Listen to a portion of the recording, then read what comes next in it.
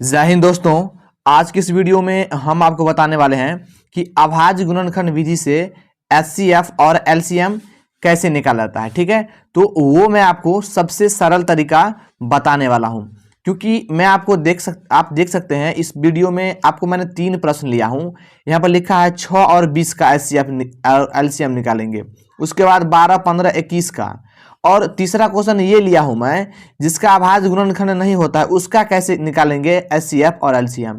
यानी तीनों क्वेश्चन जो हम लिए हैं ना, ये तीनों एक दूसरे से अलग अलग है, क्योंकि मैंने आपको तीनों तरीका बता दूंगा तो आपको किसी भी तरीका मतलब कोई भी संख्या देगा ना, चाहे आप 4 अंक का हो या 5 अंक का, तो फिर आप आसानी से एचसीएफ और एलसीएम निकाल पाएंगे। ठीक है, तो इस वीडियो को देखने के बाद आप एचसीएफ और एलसीएम अभाज्य गुणनखंड विधि द्वारा आपको कहीं दिक्कत नहीं होगा। और ये जो क्वेश्चन आपको बताने जा रहा हूं, इन्हीं क्वेश्चन में से एक क्वेश्चन बोर्ड एग्जाम में क्लास 10th में जरूर आता है, 2 या फिर 3 नंबर में। तो इस वीडियो को आप पूरा देखिए, ठीक है, ध्यान समझिएगा। एक चीज मैं आपको बताना चाहूंगा कि हम लोग एचसीएफ को ही मौसा कहते हैं, ठीक है, और एलसीएम को ही लौसा कहते हैं। एचसीएफ का फुल फॉर्म क्या होता है? Highest common factor. अब मौसा का फुल फॉर्म होता है महत्तम समापवर्तक, ठीक है। और एलसीएम का फुल फॉर्म होता है एल से लोएस्ट, सी से कॉमन लोएस्ट कॉमन, एम से मल्टीपल यानी मल्टीप्लीकेशन यानी गुना, लौसा का मतलब लघुत्तम समापवर्तक। तो हम लोग एचसीएफ को मौसा कहते हैं और एलसीएम को लौसा कहते हैं। तो आप एग्जाम में जो रहे वो लिखना है, ठीक है। तो फिर चलिए हम समझते हैं अभाज्य संख्याएं क्या होती है, तभी आप अभाज्य गुणनखंड कर पाएंगे। ठीक है, देखिए जैसे कि अभाज्य संख्या, पहले डेफिनेशन समझिए यानी परिभाषा, कि ऐसी संख्या जो एक के अलावा किसी और संख्या से ना कटे उसे अभाज्य संख्या कहते हैं। जैसे 2, अभाज्य संख्या कहां से स्टार्ट होता है? 2 से होता है। 2, 3, 5, 7, 11, 13, 17, 19, 23 डॉट डॉट बहुत सारे होते हैं, ठीक है।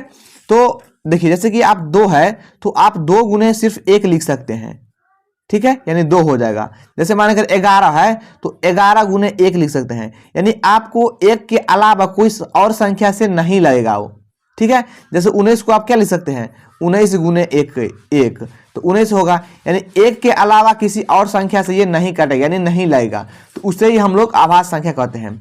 देखिए जब भी हम लोग अभाज्य गुणनखंड करते हैं तो पहले क्या करते हैं? 2 से लगाते हैं, 2 से नहीं लगता है तो 3 से लगाते हैं, ठीक है। अगर आपको ये चीज पता रहेगा ना तो आप लोग अभाज्य गुणनखंड करने में आपको समस्या नहीं आएगा। कितने बच्चे क्या करते हैं कि अगर 3 से नहीं लगा तो वो 4 से लगाते हैं, तो 4 से आपको कभी भी नहीं लगेगा, आपको डायरेक्ट 5 से लगाना है, ठीक है। अगर 5 से नहीं लगा तो 6 से नहीं लगाना है, आपको डायरेक्ट 7 से लगाना है। अगर 7 से नहीं लगा तो आप लोग क्या करते हैं? 8 से लगा लेते हैं, 9 से लगा लेते हैं, 10 से लगा लेते हैं। नहीं, आपको 8, 9, 10 से नहीं लगाना है, डायरेक्ट आपको 11 से लगा लेना है, ठीक है। आई होप कि आप हमारा ये बात समझ गए होंगे, ठीक है। मैं आपको आगे बताता रहूंगा, ठीक है। देखिए जैसे मैंने एक प्रश्न को अभी सॉल्व करता हूं, जैसे इसको मैं निकालता हूं। देखिए 6 और 20 का अभाज्य गुणनखंड, तो मैं सबसे पहले यहां पर लिखता हूं हल। यहां पर 6 लिखेंगे, बराबर देंगे, और यहां पर 20 लिखेंगे और बराबर देंगे। ध्यान समझिएगा, पहले हम क्या करेंगे कि 6 का अभाज्य गुणनखंड करेंगे, ठीक है। ये रफ में आप करना है, रफ वाले कॉपी में, ठीक। 6 का अभाज्य गुणनखंड करेंगे इस प्रकार से। देखिए मैंने आपको बताया था कि पहले किस से लगाएंगे? आप 2 से लगाएंगे, तो पहले 2 का लगाएंगे, 2 तिहाई 6, फिर 3 से 3, 3 एकान 3, तो आपका क्या आया? 2 गुने 3 आया। कितना आया? 2 गुने 3 आया। तो 2 कितना बार आया है? 1 बार, तो 2 का घात 1 लिख दीजिए। 3 कितना बार आया है? 1 बार, तो 3 का घात 1 लीजिए। 1 नहीं लिखा जाता है अभी, ठीक है, अभी इसको छोड़ दीजिए। तो हम यहां पर लिख सकते हैं ना आसानी से, 2 का घात 1 गुने 3 का घात 1, ठीक है। अब देखिए जैसे 6 का निकाले हैं वैसे 20 का भी अभाज्य गुणनखंड करेंगे हम इस प्रकार से। 2 से लगाएंगे, 2 धान 20, फिर 2 से लगाएंगे, 2 पंचा 10 और 5 एकान 5 लगाएंगे, ठीक है। तो इसमें हमारा क्या आया? देखिए ध्यान समझिएगा, 2 कितना बार आया? 1, 2, यानी 2 का पावर 2 हो जाएगा, यानी 2 का घात 2 हो जाएगा, गुने 5, 5 कितना बार आया? 1 बार, तो 5 का घात 1 हो जाएगा। तो इसको हम लिख सकते हैं इसे कि 2 का घात 2 गुने 5 का घात 1, ठीक है, इसको हम इस प्रकार से लिख सकते हैं। ठीक, तो HCF कैसे निकालेंगे? पहला HCF निकलता है, ध्यान समझिएगा। HCF बराबर, ध्यान समझिए, HCF का मतलब होता है कि ऐसी कौन सी संख्या है जो दोनों में मिल रहा है और उसका पावर सबसे कम हो। ध्यान समझिएगा ये बात, ऐसी कौन सी संख्या है जो दोनों में मिल रहा हो, सभी में, और उसका पावर कम हो। देखिए 2 इसमें भी है और 2 इसमें भी है, यानी दोनों में मिल रहा है, लेकिन इसमें सबसे छोटा घात किसका है? इस 2 का घात 1 है, इसका मतलब 2 हो जाएगा। तो डायरेक्ट आप HCF 2 लिख दीजिए। ठीक है, तो ये HCF आपका हो गया। आप क्या निकालेंगे? LCM। LCM का मतलब होता है कि जो संख्या दोनों मिले वो लेना है, लेकिन जिसका घात सबसे ज्यादा हो वो लेना है LCM में। HCF में छोटा घात वाला और LCM में बड़ा घात वाला। तो 2 इसमें भी है, 2 इसमें भी है, लेकिन 2 का पावर इसमें है ज्यादा, तो ज्यादा पावर वाला हमको LCM में लेना है। तो 2 का पावर 2 लेंगे, 2 का पावर 2 और क्या है 5, ठीक है, गुने, और एक संख्या और लेना है 3 आपको लेना है। ठीक है, सभी संख्या लेना है, लेकिन अगर जो संख्या सभी में मिले उसका पावर सबसे ज्यादा होना चाहिए, वही लिखेगा। ठीक है, देखिए आप सोच रहे होंगे कि दोनों में है तो दोनों वाला क्यों नहीं लिए? 2 ही आपको लेना है, लेकिन दोनों में देखना है कि सबसे ज्यादा पावर किसका है। तो 2 का पावर 2 है तो इसीलिए 2 लिए। अब 2 का पावर 2 है, इसका मतलब कितना होता है 4, 4 गुने 5 गुने 3। तो 4 को 5 से गुना करेंगे 4 5 20, और 20 को 3 से गुना करेंगे तो 60 आएगा, जो कि आपका फाइनल आंसर आ गया। ठीक है, तो ये तो हुआ आपका, क्या हुआ, ये हुआ आपका 2 अंक वाला, 2 अंक वाला। अब हम आपको बताते हैं 3 अंक वाला कैसे बनाएंगे। ठीक है, तो वीडियो का लाइक जरूर कर जाइएगा आप लोग।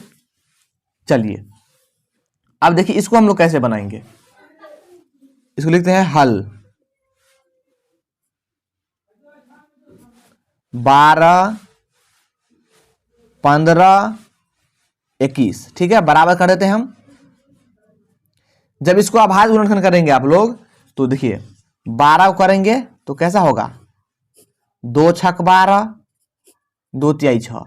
ठीक है, तो 2 का पावर कितना हो जाएगा 1 2, 2 का पावर 2 गुने 3 कितना आया 1, तो 3 का पावर 1 हो जाएगा। तो यहाँ पर हम लिख सकते हैं 2 का पावर 2 गुने 3 का पावर 1। ठीक है, उसके बाद 15 करिएगा तो ये 3 गुने 5 आ जाएगा, आप करके देख लीजिएगा। 3 1 3, तो 3 एक ही बार आएगा। देखिए कैसे 15 करेंगे तो 3 5 15, तो 3 आया एक बार गुने 5 आया एक बार, तो इसका इसीलिए हम दिए हैं। देखिए जब आप समझ जाएंगे ना तो 3 का घात जैसे 1 दिए हैं, आप नहीं भी देंगे तो भी सही होगा, गलत नहीं होता है वो। ठीक, 21 का भी करेंगे तो 3 गुने 7 आएगा, इसका भी पावर 1 हो जाएगा, इसका भी पावर 1 हो जाएगा। ठीक, तो हम क्या निकालेंगे, इसलिए HCF। तो HCF मैंने क्या बताया था, ऐसी कौन सी संख्या है जो तीनों में मिल रहा है। तो देखिए 3 इसमें भी है, 3 इसमें भी है, 3 इसमें भी है, और तीनों का घात एक ही जैसा है, तो HCF 3 ही हो जाएगा। ठीक, अब निकालेंगे LCM, लिखेंगे इसलिए LCM बराबर, ध्यान समझिएगा, देखिए 2 का पावर 2 लेंगे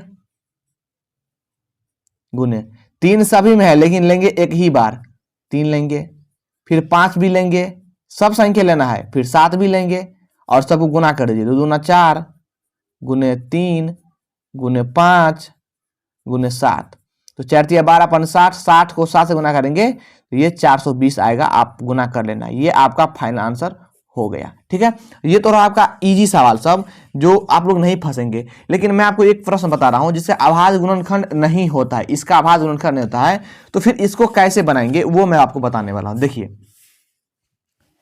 हल कर देते हैं, ध्यान समझिएगा।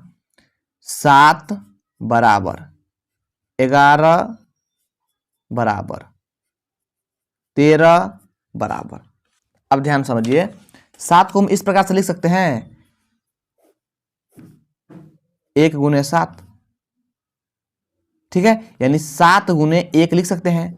ठीक है, जिसका अभाज्य गुणनखंड ना हो तो आप इस प्रकार से लिख सकते हैं ना, ऐसे 7 गुने 1, 11 गुणनखंड नहीं होगा तो 11 गुने 1, 13 का भी नहीं होगा तो 13 गुने 1। ठीक है, तो एचसीएफ क्या हो जाएगा, इसलिए एचसीएफ क्या हो जाएगा, तीनों में कौन सी संख्या मिल रहा है, तो एक इसमें भी है, एक इसमें भी है, एक इसमें भी है, तो एचसीएफ कितना हो जाएगा हमारा, एक हो जाएगा। और एलसीएम क्या हो जाएगा, एलसीएम इस स्थिति में आपको जैसे एक एक मिले तो डायरेक्ट इन तीनों को गुना कर लीजिएगा आप, यानी 7 गुने 11 गुने 13, ठीक है। अब इन सब गुना कर लीजिएगा आप लोग, ठीक है। 11 7 77, 77 को 13 से गुना कर लीजिए इस प्रकार से, 77 गुने 13, 7 या 21, 7 या 21 और 2 23, ठीक है। 7 1 7, 7 1 7, 1 7 3 10, 7 2 9 1 10, 1001 आता है। फिर से ट्राई कर लेते हैं, 7 या 21, 7 या 21 2 23, 7 1 7, 7 1 7, ठीक है। 1 7 3 10, 7 2 9 10, 1001 आया, तो यहाँ पर आप लिख देंगे 1001, ठीक है। ये आपका फाइनल आंसर हो गया। तो मैंने आपको तीनों प्रकार से यानी सभी डाउट इसमें क्लियर कर दिया, देख सकते हैं आप। ये आपका हुआ जैसे गुणनखंड हो जाता है, ये देखिए ये आपका 1 अंक वाला, ये आपका ये 2 अंक वाला, ये 3 अंक वाला, और ये जिसका गुणनखंड नहीं होगा तब कैसे बनाएंगे। तो वीडियो अच्छा लगा हो तो हमें कमेंट में जरूर बताना कि सर जी हम समझ गए, ठीक है। तो चलिए हम अगला वीडियो लाते हैं आप लोग के लिए, बोर्ड एग्जाम के लिए बहुत ही अच्छा रहेगा, ठीक है। इसको नोट जरूर कर लीजिएगा। मिलते हैं अगले वीडियो में, तब तक जय हिंद, वंदे मातरम।